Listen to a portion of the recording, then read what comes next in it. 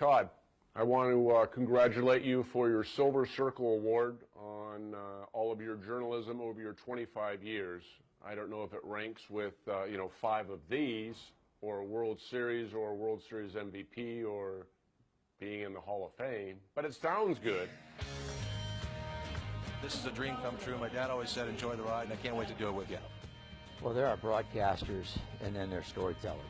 Over the last 25 years, Todd has become the ultimate storyteller. Todd came in from Rochester, New York, made his way to the University of Arizona.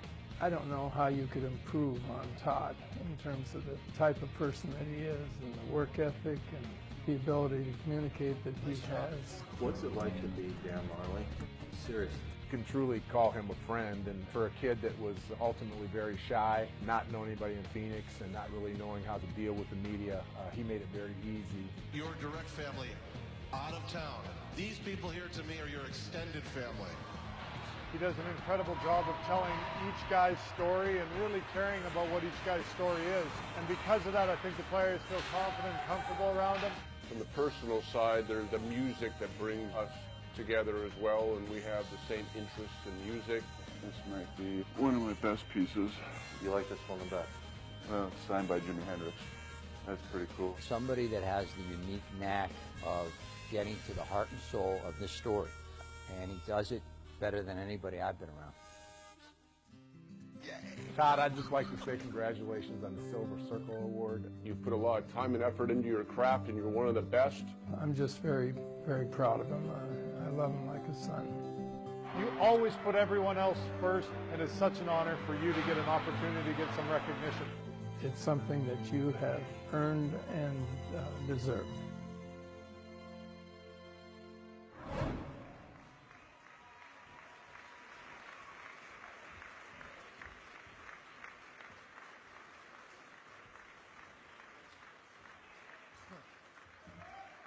You gotta be kidding.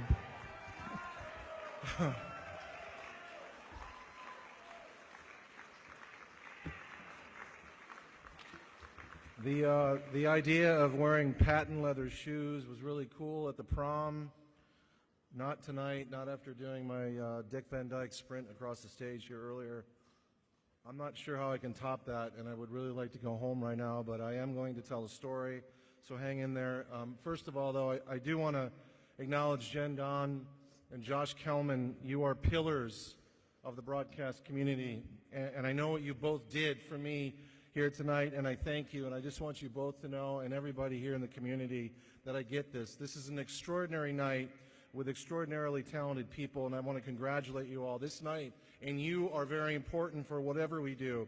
You two changed the perception of my career forever, up until I came up here on stage earlier.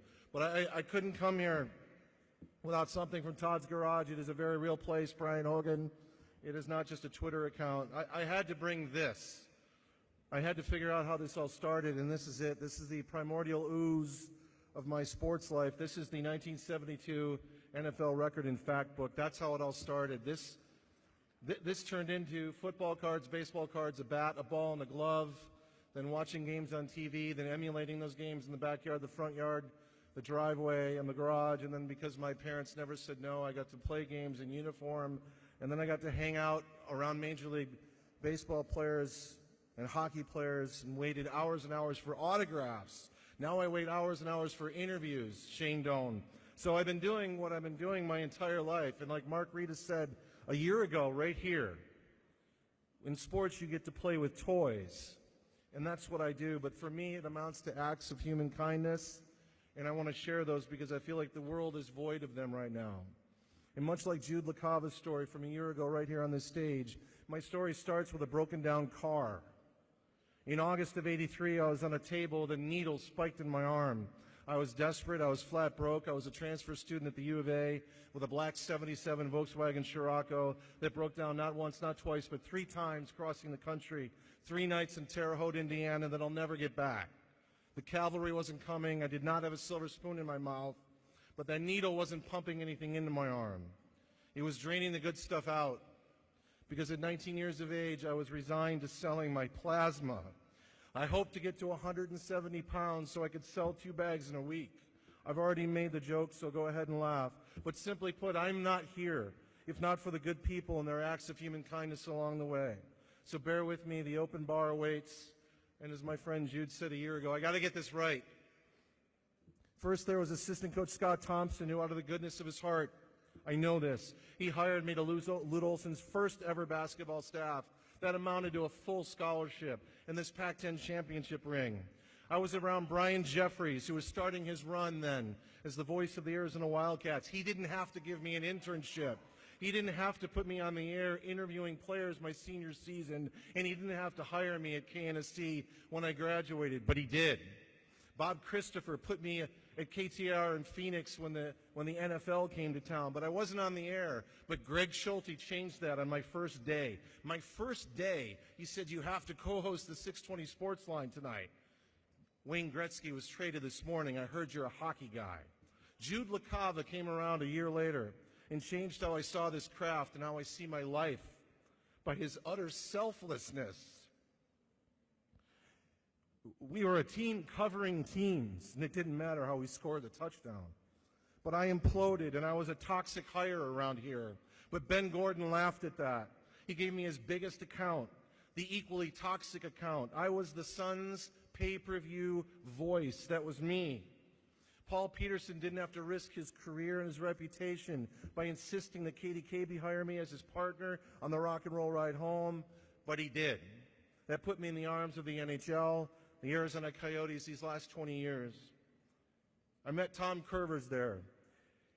His advice early on when I was about to implode again, make yourself invaluable, and that's from his dad, Jim, I know it is. And I turned that advice into a request to Mark Halsey, who said yes, and he put me on TV. That put me in striking distance of Kathy Whedon and Mike Conley and their new network, Fox Sports Arizona. And after cutting what I've been told was my rock mullet, FSN hired me. They then asked me to front their biggest product, the Arizona Diamondbacks, in 2001. Those are all just good-natured people doing nothing but opening doors. And hopefully, you have found your own garage and have taken time to acknowledge that. Pay it forward and pay it back. And in rapid conclusion, because I know there's an open bar, this plaque that Jen holds represents something else to me. It is very personal. It represents nights, weekends, and holidays at home, away from home, scores and scores of days and weeks on the road all over North America, 12 months a year, 15 years straight and longer. It is a remarkable job. I love it. I have unforgettable experiences, but I have paid a price, in part because I am not what anybody bargained for in terms of a relationship. It's hard on everyone. The word no is something I waited too long to incorporate in my life. So I have to acknowledge before I leave here the magnificence of those who stood and stand beside me. To Sean, who chased the dream of a life here with me. To Janet, who saved my life here. And Stacy, who gave me her life. And Shelby, your life will be remarkable because of the woman that is sitting next to you, your mother. I see it. I'm a better person because of all of you, and I thank you, but I'm a work in progress. Brian Hogan and Craig Ritchie, my bosses, know that better than most. I have to thank you for understanding the need for a quality of life in our jobs, even in these troubled economic times. And to Jody Jackson, wherever you are, I'm eternally grateful to you for diving in so expertly and carrying part of the load with your own family in tow, and I cannot imagine working alongside anyone else. And to everyone at my network, past and present, you humble me by allowing me to stand in front of your product, engaging in the passionate collaboration that is what we do. And I would stack up what we do against anyone, anywhere, any network in all the land. This is our touchdown, and I thank you for your unwavering commitment to excellence. So to Graham Taylor, Brian Henry, Al Porteous, Josh Kellman, Rusty Francisco, Tom Elzer, Brett Hansen, thank you. You inspire me with every frame of television. Somebody wrote once that a good story lasts forever, not like this speech. I remember them all, and I can't wait for the rest. Time does not permit me to acknowledge the extraordinary play-by-play people I've worked with and the analysts, but there is one.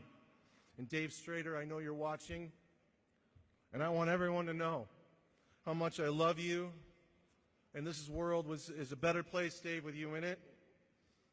Keep fighting.